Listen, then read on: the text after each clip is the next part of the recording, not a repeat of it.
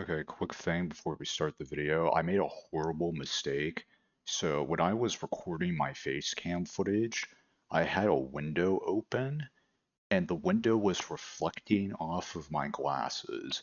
So for the sake of being safe and making sure that I didn't leak a mailbox, I've nuked all of the face cam footage and I've replaced it with my profile picture.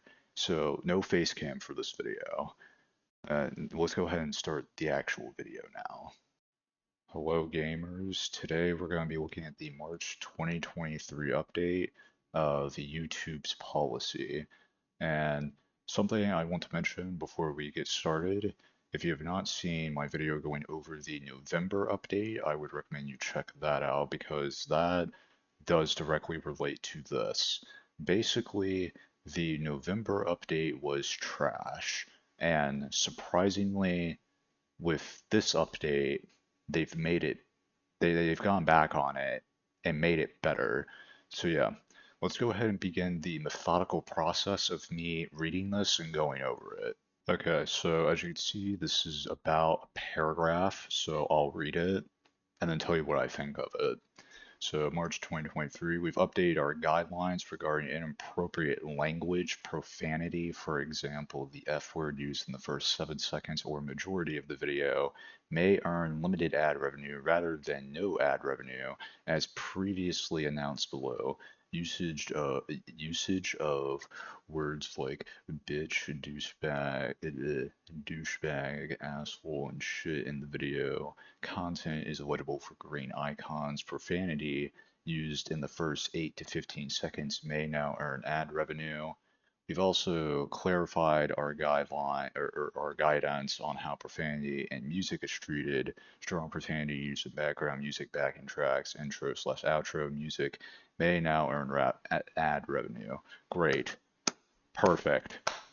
That's actually, it's really not, because there's still a million other things they need to fix. However, in terms of this is good because, man, previously they were going like hardcore on the idea or the rules of the content needs to be kid friendly, which makes zero sense and is very illogical. So the fact that there's actually like tier lists now, there's like a tier list now, that makes more sense. You know, like there was beforehand. That actually makes sense. Now, no, not that tab, this tab. So this is the definition table, and I'm not going to read this whole thing to you, but basically there's actually clear definitions in here now, which is crazy because beforehand there wasn't. It actually made no sense. It might as well have been written in hieroglyphics.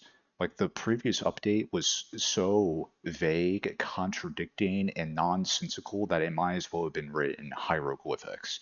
However, this chart with definitions is much better.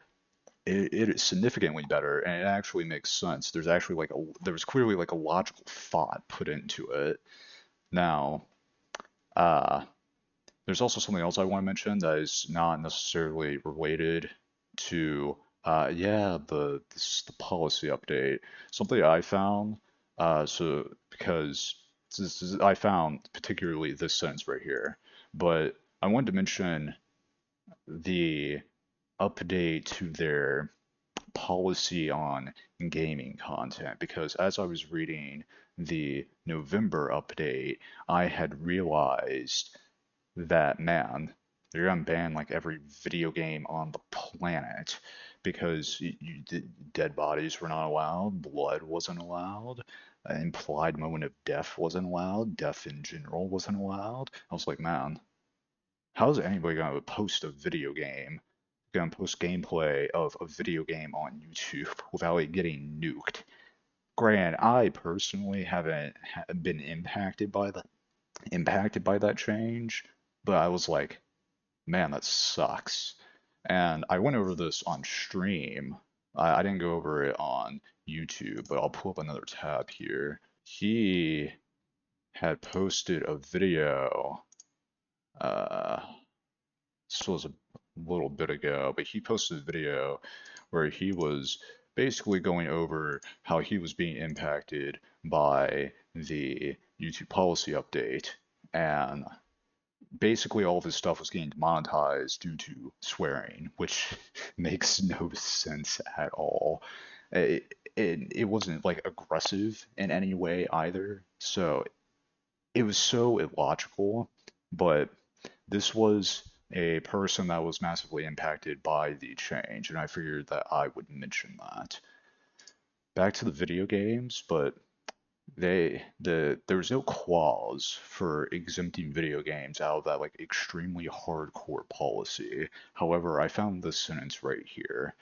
Violence in unedited video gameplay is generally acceptable for advertising, but montages where I don't know how to pronounce this word. We're gonna say you pronounce that as gracious. It's probably not even close, but that's what we're gonna go with. Violence is the focal point, or gracious violence is the focal point. Wait, what? But montages where gracious violence is the focal point is not. I just realized a grammatical error. But montages where gracious violence is the focal point is not. What? I don't understand. Never mind. Okay, maybe the sentence wasn't as good as I thought it was when I was reading it, 'cause I just realized there's a major grammatical error in it. Uh, yeah, they need to go back and fix that. All games, whether realistic or non-realistic, are in scope of this policy. However, I think I generally understand what this is supposed to mean. It means that even though the video game has violence in it, that doesn't necessarily mean that it's going to not be that doesn't necessarily mean it's going to get demonetized, which is great because I mean you can't control whether the video game has violence or not, and I get that you can control what video game you play, obviously, but it's like, what about Doom, right? There is a lot of blood, and I think you rip the enemy's limbs off, and so, under the November update, that probably wouldn't have gotten any ads whatsoever. But now it probably maybe can get ads. Maybe. I'm not sure about Doom. Doom's a pretty extreme example of violence, but maybe. Anyways, I thought I would throw this little sentence in here because I thought this would be uh, important since I am a gamer and I thought about how the policy would impact gaming. Also, I just realized the face cam's like super broken. I'll buy a better one when I have more money. We're gonna run this without face cam. So, yeah. Now, they've also made a like very nice bite-sized video going over the policy update. And I'm not going to be like redundant and like go over the video. That really makes no sense because I've already conveyed all of the information that's in this video to you. So, yeah, however, there's like two clips I want to play. Our update last November aimed to improve the clarity and enforcement of our advertiser-friendly guidelines, and to make it easier for creators to monetize brand-safe content. What do you mean? That November update was so, like, it was more than convoluted. Like, again, that thing might as well have been written in hieroglyphics with how nonsensical it was. I mean, like, it was so vague. Things just poorly written. Like, the actual, like, just quality of the writing was so bad that it made it so hard to understand. It basically made it impossible to understand. It was also very contradicting. Like, for example, you can have an implied moment of death when, like, a river floods a town, but you can't have an implied moment of death when a city gets bombed. Like, that makes no sense. That's so contradicting. Anyways, the whole November update was complete trash, but they're saying that it was supposed to clarify things, which is literally the polar opposite of what it actually did. So I think they're just trying to like make themselves not look like complete idiots for writing that completely nonsense piece that is the November update. So, yeah, and then there's also one other clip that I want to show you in the video as well. The videos that received a yellow icon as a result of the November update will be re-reviewed by March 10th, and if they get a green icon, the new monetization status will be reflected in Studio. Note that some videos may remain with a yellow icon for inappropriate language, like I said, if there's profanity in the title or thumbnail, while others may still have a yellow icon if they violate other advertiser-friendly content guidelines. For example, Okay, so uh, just to summarize what he said here, basically, the content that was affected by the November update, they said they are going to re-review by March 10th, which was yesterday, because we are in March. So, yeah. Granted, I don't know how well they'll do that, but they said they were going to do that. So, hopefully that turned out well. Hopefully. Anyways, I was actually wrong. There's one more clip that I want to show out of the video, and then we'll be done with this video. now, I want to explain why we have to re-review older videos when we make a change. Basically, older videos still show new ads. Advertisers target both new and old uploads based on the kinds of topics they touch on. For example, the amount of profanity in the video, not when they were uploaded. Because of this, we need to make sure that ratings, even on older videos, are consistent with current policy. If any of your videos receive Now, people have complained about rules being retroactively applied to the entirety of the YouTube platform because YouTube is like super old. I can even Google it for you. So it came out of a beta in May 2005, and yeah, it apparently fully launched December 15th, 2005. So now I'm going to real quick look up when it was purchased by Google. Google purchased YouTube October 9th, 2006. Now, the reason why I'm pointing out these two statistics is because of the fact that the policies have changed over time. And I imagine they were actually probably very different in 2005. Granted, I, I think it's been a thing before 2005 because I think I've seen videos from like 2003.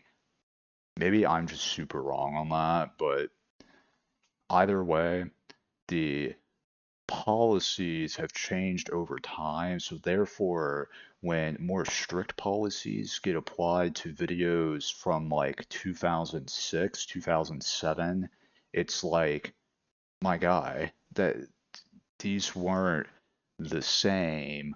Like the rules were different back in 2007, so that doesn't really make sense that you're applying the new rules on the old videos. However, YouTube's reason for that is because ads get played on every video on the platform. Therefore, they are going to apply everything retroactively.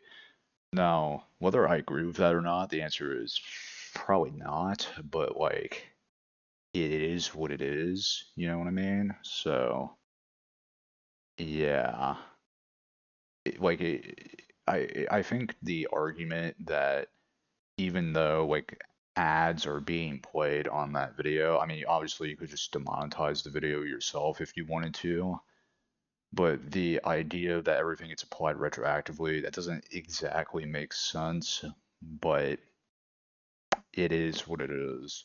Actually, no, I'll just play the clip. Screw it. now, on effective communication. For all our updates to the advertiser-friendly content guidelines, we post to our update log, our ad-friendly guidelines forum, which notifies subscribers of new updates, the AFG page, and we do a feature right here on Creator Insider. Additionally, this time, to ensure monetizing creators learn about this change, we'll also show a notification in Studio, alerting you to this update and linking to our forum to read more on the change. Great. Awesome. Hopefully they'll actually do that going forward. They keep doing these videos going forward. Although I might have been like super blind and just never noticed it before, because if we come over here, we can see that, wait a second, image polls. I mean, sure, I guess it's not really multi-language audio. It's more creators and milestone recognition cards for shorts. I guess. So he seems to talk about, oh wait, your YouTube partnership contract terms, questions answered. Okay, that sounds helpful. Yeah. New comment filter, responses with new replies, and new horizontal stacked bar chart and YTA. I don't know what YTA stands for. YouTube something. Analytics. There we go. It's probably analytics. Anyways, hopefully they keep making these videos going forward, talking about these updates, because that would be very cool. That would be very cool. It would be very effective communication. Granted, I think they could probably streamline it a bit more, because there's like 3 different places that you can get updates from, and I don't know what the point of that is.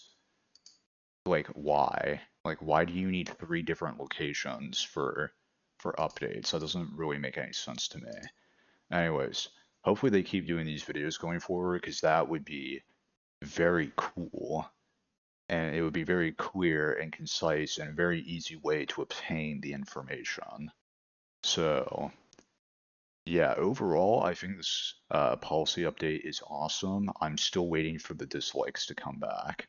So, yeah, and also one more thing I want to mention before I end off the video. Some people were saying that this change is probably, that has maybe this change has been caused due to the new YouTube CEO, and I think it is way too early to come to the assumption that the new YouTube CEO will make good changes to the platform. However, I will commend that this change is a good change. But in terms of whether or not this turns out to be a good YouTube CEO, it is way too early to tell. Also, I completely forgot to clarify, but this guy is like the head of advertising, not the CEO. Thought I'd just clear that up real quick. I completely forgot to mention that. And yeah, overall, this is a very good change. Hopefully, more good changes come going forwards. And that's about it. See ya.